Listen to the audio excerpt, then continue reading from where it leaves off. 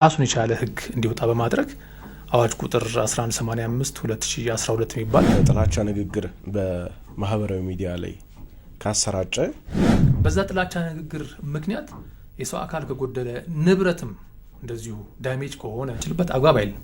በብዛት የጥላቻ ንግግር የሚያሰራጩ አካላትን ስንመለከት አብዛኞቹ ከሀገር ውጭ በግልጽ ተደንግጓል ሐሳብን በነጻነት የመግለጽ መብት። ግን ይሄ መብት እስከምን ድረስ ነው? በህይወት የመኖር መብት ሁሉ ሊጣስ እንደሚችል ህገ መንግስቱ በግልጽ ይናገራል። ምን ያህል ተከታይ ያለው ሰው ነው የጥላቻ ንግግር ሲያደርግ ሊጠየቅ ወይ ህጋዊ ቅጣት ሊደርስበት የሚችለው?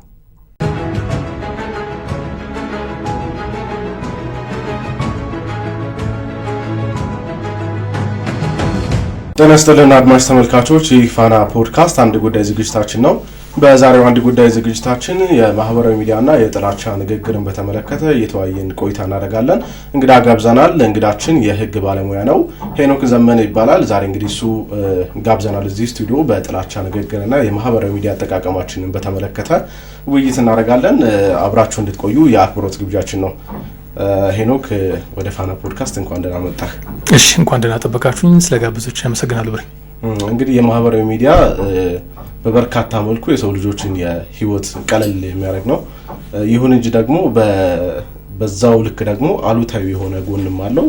የኢትዮጵያ መገናኛ ብዙሃን ባለስልጣን አንድ ሪፖርት አውጥቶ ነበር፣ አመታዊ ጥናታዊ ሪፖርት። በዚህ ሪፖርት ላይ የጥላቻ ንግግር እጅግ አሳሳቢ ደረጃ ላይ መድረሱን የገለጸውና የጥላቻ ንግግር ላይ ነው ዛሬ የምንወያየው። ጉዳዩን ግን ግልጽ አድርገን ለመጀመር የጥላቻ ንግግር ሲባል በተለይ በማህበራዊ ሚዲያ ላይ የሚተላለፈው የጥላቻ ንግግር መልእክቱ፣ ይዘቱ ምን አይነት ነው የሚለውን በደንብ ግልጽ አድርገን መሰረት ስለሚሆነን ከዚህ በኋላ ላለው ውይይታችንም እና ደግሞ በእኛ ሀገር የማህበራዊ ሚዲያ አውድ ውስጥ እንዴት ነው የሚታየው፣ እንዴት ነው የሚገለጸው ከሚለውን ጀምር እስኪ። እሺ፣ አመሰግናለሁ። ምንድነው የማህበራዊ ሚዲያ አገልግሎትን በተመለከተ እንግዲህ የቅርብ ጊዜ ግኝት ወይ ደግሞ የቅርብ ጊዜ ትዝታችን ነውና ህጎቻችንም ቢሆን በጣም በዚህ በኩል ብዙ ተራምዷል ብዬ አላስብም። ነገር ግን በኢትዮጵያ ደረጃም ይሁን በዓለም አቀፍ ደረጃ አሁን ቀደም ብለህ እንደተናገርከው